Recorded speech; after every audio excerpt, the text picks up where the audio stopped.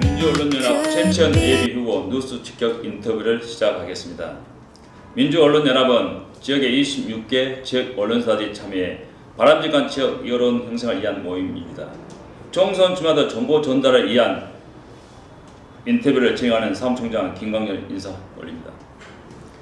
이번 22대 강산을에 출사표를 던진 최천 예비후보 이력을 말씀드리겠습니다. 전 문재인 대통령 청와대 행정관을 지내셨고 이재명 대통령 후보의 정무특보를 하셨으며 전 강산구청 민선 5기 6기 열린민원실장을 하셨으며 현 더불어민주당 강주 광역시당 부위원장을 역임하고 최근 선거사무소인 파랑캠프에서 청년들에게 직접 듣는 정책을 주제로 청년정책 후보 개선에 대해 관심이 많은 최천 예비후보와 인터뷰를 나눠보겠습니다. 어서오세요 후보님. 네, 안녕하세요. 반갑습니다. 예, 반갑습니다. 질의에 앞서 실정적 인사와 어떤 각오로 출마하게 되는지 말씀 부탁드리겠습니다. 안녕하세요. 민주언론연합 시청자 여러분 반갑습니다. 광산을 국회의원 예비후보 최천입니다. 지역사회 발전과 보다 나은 세상을 위해서 노력해 주시는 민주언론연합 관계자 여러분들께도 감사의 인사를 올립니다. 고맙습니다. 네. 첫 번째 질문으로 강산의 여러 현안 중에 가장 시급히 개선되어야 할 사항이 있으면 뭐라고 생각하시는지 한 말씀 부탁드리겠습니다. 네, 저는 청년과 교육 정책을 꼽을 수 있습니다. 지금 광산에서는 과밀학교 문제 때문에 굉장히 홍역을 앓고 있습니다. 부모님들도 마찬가지고 우리 자라나는 청소년들도 마찬가지입니다. 광산에는 26개 중학교가 있는데요. 고등학교는 11개뿐입니다. 그러다 보니 이 배정이 통학시간이 너무 깁니다. 결국은 어른들이 많은 노력을 했지만 아직까지 제대로 된 교육 시스템을 만들지 못한 결과라고 생각을 합니다. 이런 문제를 생각하다 보면 결국은 저는 청년 정책이 굉장히 좀 중요하다라고 생각을 합니다. 청년이 결국은 청년 정책은 인구 소멸에 대한 문제하고도 맞닿아 있는 거고요. 결국은 수도권 편중 현상으로 인해서 지역은 계속 쪼그라들고 있지 않습니까? 그 이유가 뭐겠습니까? 교육에 대한 문제와 일자리에 대한 문제라고 생각합니다. 광산은 광주 전체의 경제의 산실이고 7개 산단이 여기 있습니다. 미르처 산단에 대한 결정이 이미 끝나 있고요. 이곳에 더 적극적인 셀즈를 통해서 대기업들을 유치를 하고 일자리를 연계해서 만들어내서 청년들의 사망터가 그리고 광산이 그런 생태계를 만드는 첫 번째 곳이었으면 하는 그런 바람이 있습니다. 우리 후보님 말씀 중에 청년이 살아야 강산의 미래다라는 부분들을 강조하셨습니다. 네, 맞죠? 네, 고맙습니다. 그 다음 질문을요. 만약 국회의원이 당선이 되신다면은 가장 역점을 두고 펼칠 정책이 무엇이라고 생각하십니까? 이재명 당대표께서 대통령 후보 때도 그런 공약을 발표를 하셨는데요. 이것 또한 인구 소멸과 좀 맞닿아 있는 정책인데요. 남부 수도권 건설에 대한 문제와 미래 먹거리를 위한 살만나는 경제 정책입니다. 호남 중심의 남부 수도권 건설은 이재명 더불어민주당 대표의 남부 수도권 구상을 호남에 접목시켜서 지역 소멸 위기를 지방 회복의 기회로 삼자는 것이거든요. 범호남권 협력 체계를 구축하고 광산구가 중심이 되는 호남의 경제문화 공동체 건설을 위한 메가시티 그런 구상입니다. 경제정책으로는 친환경 스마트 산단과 ESG 경영을 통해서 첨단 기술 기업을 유치하고 지속 가능한 경제 성장을 도모하고 소부장 기업 육성 및 R&D 투자 증가로 지역 중소기업의 혁신 및 기술 개발을 지원하여 경제 다각화를 촉진하는 그러한 내용입니다. 국가 데이터 센터를 활용한 광주를 고기술 산업의 중심지로 이끌고 특히 미래형 교통 수단인 우리가 흔히 UAM 사업이라고 얘기를 하는데요. 이것을 인공역과 인구 계알지 UAM 터미널 및 연구 실증 클러스터 단지를 조성하는 것이 핵심 내용입니다. 예. 광주 미래 모빌리티 산업 및 광주 수소기업과 연계 동반 상승과 물류 및 교통 중심 및 지속 가능한 일자리를 창출을 예. 고민하고 있고 그런 정책들이 실현 가능하게끔 정책적 뒷받침을 할 생각입니다. 아, 그렇습니다. 네. 예. 감사합니다. 다음 질문은요. 지난 2021년도 더불어민주당 당대표 1급 보상을 수상하셨어요. 예. 늦지만 여기에 대한 소감이 있다면 한 말씀 부탁드립니다. 네. 당대표 네. 보상은 굉장히 개인적으로 영광된 그런 보상이라고 생각을 합니다. 저는 더불어 열린 우리 당 시절부터 또 한 길을 달려왔고 더불어민주당 당원임을 항상 자랑스럽게 좀 생각을 하고 있는데요. 그런 지역에서의 활동, 깊숙이 섬세한 부분들을 들여다보고 지역민들과 소통했던 이런 노력들에 대한 평가라고 생각을 합니다. 청와대에 있을 때도 저는 지역의 성장에서 청와대에 가서 국정을 뒷받침을 했었는데요. 지역 현안 문제에 있어서 굉장히 깊이 있게 함께 협업을 했던 기억들이 있습니다. 그런 것들에 대한 평가로 제가 전 대표 보상을 받은 것 같습니다. 후보님 그러시면은 뼛속까지 더불어민주당이었네요. 네, 그렇습니다. 예, 그렇게 생각하시죠? 네, 예, 알겠습니다. 예. 더불어민주당은 예. 저희들이 흔히 얘기하듯이 더불어민주당의 거대한 사상적 뿌리는 호남이라고 생각을 합니다. 그게 단순히 어떤 오딩으로서의 어떤 뿌리가 아니라 그 안에는 김대중 정신의 어떤 거대한 그 역사가 스며 있고 녹아 있고 그게 결국은 저희들이 참여정부 노무현 정부를 만들어냈던 거고 촛불 전국의 그 위대한 항쟁이 또 문재인 정부를 만들었다고 생각을 하고요. 변화 계획을 요구하는 국민 대다수는 결국은 더불어민주당의 편이라고 생각을 합니다. 그렇기 때문에 더불어민주당은 더 국민의 눈높이에 맞고 민심을 들여다보고 국민을 믿고 가야 되는 그런 절박한 소명이 있다고 저는 생각하고 있습니다. 그렇습니까? 네. 예, 알겠습니다. 다음 질문으로 현 정부의 인구 문제, 환경 정책 이런 사회 양극화 등 사회적 갈등이 어느 때보다 심각합니다. 네.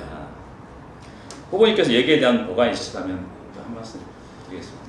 네, 제가 정치를 하고 국회의원에 출마하는 이유도 그런 이유가 큰데요.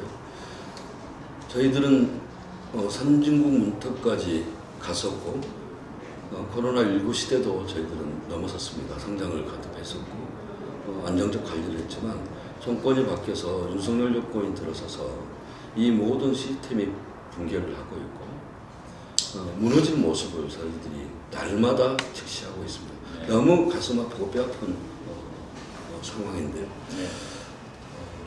저희들이 끝없이 더불어민주당의 정강 정책은 중상층과 서민의 정당 아니겠습니까? 그리고 분단을 넘어선 통일을 이루자는 뚜렷한 목표를 가지고 있습니다. 중산층과 서민을 위한 정책, 이 핵심은 바로 사회 양극화를 극복하는 거라고 생각을 합니다. 1대 90의 사회는 사회적 반목과 갈등을 증폭시키고 노무현 대통령이 그렇게 주창했던 살만 나는 그리고 사람 사는 세상을 역행하는 것이라고 생각을 하거든요.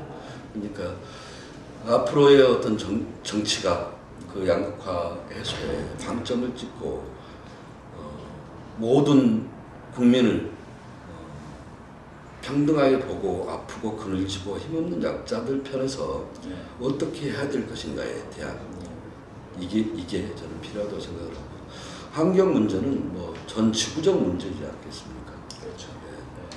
어느 한 나라, 어느 한 지역 그리고 특출난 지도자의 한 사람이 노력으로는 되지 않는 거기 때문에 그건 전 지구촌이 합의했던 거기 때문에 결국은 지구의 멸망을 막는 것 자체가 중요하죠. 그렇기 때문에 저희들이 신재생 에너지 정책을 썼던 것도 마찬가지고 아리백을 주창을 하고 그런 생태계를 구축하기 위해서 노력했던 과정도 마찬가지입니다. 이 또한 정책이 정권이 바뀌면서 정책적 기조가 뒤엎어지는 현실이 굉장히 좀 가슴 아픕니다. 근데 저희들이 탈원전을 넘어선 신재생 에너지의 가장 좋은 근간을 가지고 있는 게 호남이거든요. 아시겠지만 신안이나 여수 바다부터 시작해서 선운도 바다까지는 대한민국의 가장 좋은 공기의 질을 가지고 있습니다. 신안군은 이미 에너지 기본소득을 실천하고 있습니다. 그렇죠. 이게 저희들은 제가 주창하는 그리고 대성 공약으로도 얘기됐던 에너지 고속도로입니다. 예전에는 경부고속도로가 이 길을 통해서 자본이 이동하고 사람이 이동을 했다면 앞으로는 에너지 정책이 결국은 미래 먹거리 산업의 저는 핵심이라고 보고 있는 겁니다.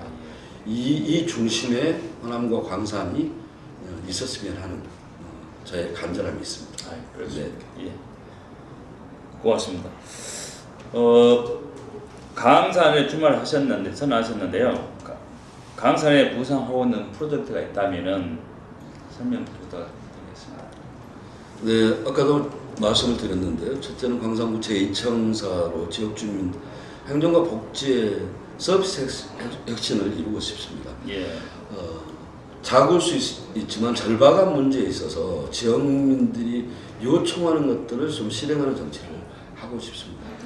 국회의원의 역할은 결국은 지역민이 요구하는 것들을 제대로 듣고 실천하는 것이라고 저는 믿고 있습니다. 이 정서가 만들어진다면 주민 접근성이 높아질 거고요. 다양한 행정 서비스를 제공하는 청사를 예를 들면 저는 같이 이렇게 좀 생각을 하고 있는데요. 청년 행복 지원센터가 됐든 청년들이 단순히 행정 업무를 뛰어넘는 청년들의 행복한 공간, 다양한 자기들의 미래의 고민을 얘기를 하고 스타트업에 대한 이런 지원을 받고 할 수 있는 꿈이 연근은 그런 공간으로 좀 만들고 싶은 그런 생각이 있습니다. 그래서 광산을의 새로운 랜드마크가 될 수 있는 이런 계획들을 좀 생각을 하고 있고요. 그리고 아까 말씀드렸던 교육과 청년 정책에 대한 이런 문제들이 의미 있는 성과를 낼 수 있도록 저는 노력을 할 것입니다. 예를 들면 더불어민주당에서도 이번 총선 공약을 발표를 했는데요. 예를 들면 이런 겁니다. 청년이 결혼을 했을 때 1억을 대출해 줍니다. 큰 어떤 시드머니가 되겠죠. 결혼을 해서 첫 자녀가 생기면 무이자를 해준 겁니다. 좋은 정책이죠. 무이자. 둘째가 태어나면 무이자의 50%를 감면을 해준 겁니다.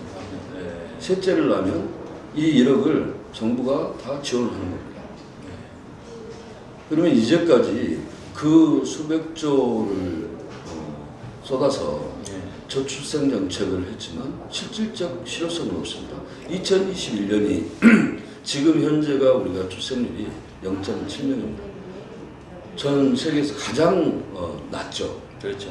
인구 소멸과 또 맞닿아 있는 거지 않겠습니까? 맞습니다. 이런 문제들을 해결할 수 있는 근본적 정책들을 입안하고 힘있게 해서 실질적으로 청년들의 꿈을 가지고 희망을 품고 미래를 열어갈 수 있도록 뒷받침하겠습니다. 예, 좋은 말씀 감사합니다. 벌써 마지막이었습니다. 예. 우리 시청자와 시민들께 한 말씀 마지막으로 부탁드리겠습니다. 네, 오늘 고맙습니다. 이렇게 인사드리게 돼서 고맙고요. 저는 광주에서 국회의원에 출마를 한 후보입니다. 저는 지방정부에서 일을 배웠습니다. 광산구청에서 연립민원실장을 했고 빛나는 자리는 아니지만 고질민원이 있고 첨예한 갈등이 있는 현장에서 일을 배우고 능력을 검증받았습니다. 지역에서 성장해서 청와대에서 햇수로 4년을 근무를 했습니다. 국정 전반을 배웠고 실력을 검증받았습니다. 또한 중앙정부 국가보훈처에서 정책보좌관으로 일을 했습니다. 드물게 지방정부와 국정과 중앙정부를 경험한 후보입니다. 프로야구 용어로 얘기를 하면 트리플 크라운을 달성했습니다. 상대적으로 젊습니다. 역동적입니다. 저는 간절한 꿈이 있습니다. 지금보다 더 나은 세상을 애들에게 물려주고 싶은 간절한 소망입니다. 저는 가난했습니다. 고등학교도 갈 수 없는 형편에 저는 15살에 소년 노동자가 됐습니다. 자개공 노동자가 됐습니다. 버스 차장 일을 했습니다. 그렇게 해서 고등학교를 다녔습니다. 피 어린 좌절의 순간도 있었지만 제 주변에는 좋은 어른들이 있었고 손을 내밀어주는 선후배들이 있었습니다. 그 힘으로 여기까지 왔습니다. 저의 정책과 저의 정치는 머리로 하는 일이 아닙니다. 저는 뜨거운 가슴과 간절함으로 이제까지 살아왔습니다. 공적 영역에서 세상을 바꾸고자 하는 곳에서 발로 뛰었습니다. 저의 이런 간절함이 광주의 변화의 발전에 원동력이 됐으면 좋겠고 제4기 민주정부를 만드는 초석이 됐으면 하는 간절함이 있습니다. 이재명 대표와 함께 총선을 승리를 하고 광주의 변화가 대한민국의 변화를 이끌고 승리하는 총선의 한복판에 서겠습니다. 최치현 믿어주시고 응원해주시고 광주 더 큰 광산과 더 큰 광주와 정의로운 대한민국을 위해서 힘차게 전진하겠습니다. 시청자 여러분 고맙습니다. 감사합니다. 네, 지금까지 광주 광산을 선거구 최치현 예비 후보였습니다. 고맙습니다. 감사합니다. 고맙습니다. 수고하셨습니다.